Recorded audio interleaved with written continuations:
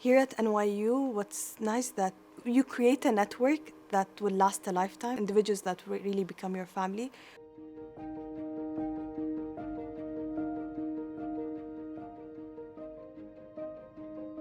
My name is Ghaya Mohamed AlShami. I just graduated from NYU and I'm currently interning. So we want to hear a little bit about Ghaya's journey. How did it all start for a young Ghaya? It was an interesting journey, I'm not gonna lie. NYU was the safest option as for me if I'm gonna be staying in the UAE, because initially I was considering to study abroad. But it's always a decision that I never regret taking, honestly. And COVID hit, so it had its roller coaster. Being a person that traveled a lot between different countries, I have always made friends from those different countries. And then being in an international university, it helped me more. But overall, I'd say it was an amazing and transforming one. I'm an experimenter, someone that likes to experiment and try things around. And that's the thing that shaped who I am today. I have always been jumping out of my comfort zone constantly throughout my life. And that's why I would always like to refer to myself as an experimenter, someone that likes to try new things. We would like to know, who's the one person who had the biggest influence on Ghaya's life? The number one person that shaped who I am today is my mother, of course, being her first daughter. My mother was a math teacher, so she was a very hardworking one, I would say. I remember her staying up late at night, just doing work. She always made sure that I'm in an environment that I always learn, and an environment that's more of helping me grow. And as a result of that, I moved between 6 schools growing up. So that's why I feel like it's becoming a norm for me to be in a new environment. And transition isn't something hard for me. Yeah. If I would describe her, a very hardworking person. She has a good future foresight kind of thing. She predicts the future in a good way. And that helped me, honestly. So that's an advantage I had growing up on. I think it's obvious that she used to teach me math classes throughout. They were fun, they were tough, not gonna lie. Because my mother was a high school math teacher, so she had I'd say, a higher level of math teaching that it even helped me during university. I remember, especially during my first year, I would always wait for the weekend to come so I can go back home and have the Saturday with my mother just teaching me calculus and calculus 1 and calculus 2. So I can give part of the credits of my bachelor's degree to my mother, honestly. I think one thing we would like to know is, how does Ghaya connect with people? How does she build relationships? It's a skill that I gained from the fact that I moved a lot between schools. I had to make new friends every year.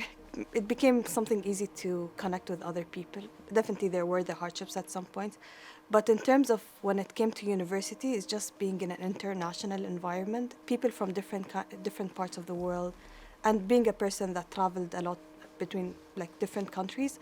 I have always made friends from those different countries. During the university, I was part of different culture groups, from student clubs and others that are just focused on how can I introduce the international community to my culture. And from there, I gained those skills. There were definitely mentors that helped me throughout. But then in my last 2 years in the university, I was one of the founders of an advisory board that looked at the concerns of Emirati students and also non-Emirati students who call the UAE home. And I started connecting with the students because my main role was, how can I raise the concerns and the problems those students are facing to the senior leadership in the university? And that was a big responsibility, and I feel part of me wanting to try my best in doing so, I gained those skills. I would like to know more about your relationship with your grandmother. How did her experience shape the way your family is right now, specifically in relation to education? So they also come from a bit different backgrounds in terms of the stories and how they grew up, because my grandmother from my mother's side lost her mother from a very young age. So she grew up more, I would say, I can see the mother figure not being there present in her life. And it's interesting to see the stories and the different situations that she had to go through because of that. Like at one point, I remember she wanted to study for her like grade 1, grade 2, but for that to be achieved, she had to live with like relatives that are very far away. And it's just an interesting combination because right now when she shares story about different people, she would say, remember the good things that they've done to her during a very young age, like 7, 8 years old.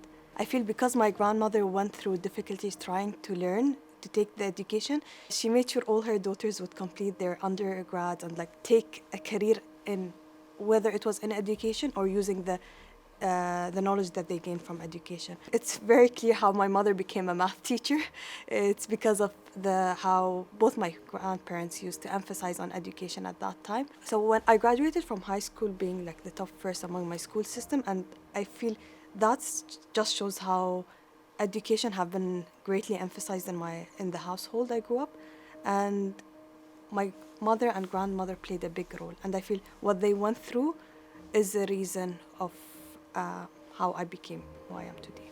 I acknowledge I'm just at the beginning of my journey, but with my education in computer engineering and political science, I have always felt that I want to contribute in the intersection between those two fields. Our conversation is coming to an end, but I wanted to ask you, what is the message you have for the women who paved the way for you and your generation, and the women to come and build the future with you? First of all, you are all really strong. Honestly, being the forefront of, I'd say, this journey helped a lot in opening the doors for the young women that are out there, and we can't thank you enough for that. You, and myself included, we have a very long life ahead and a very long journey, and all the doors are open for us. We just need to knock them.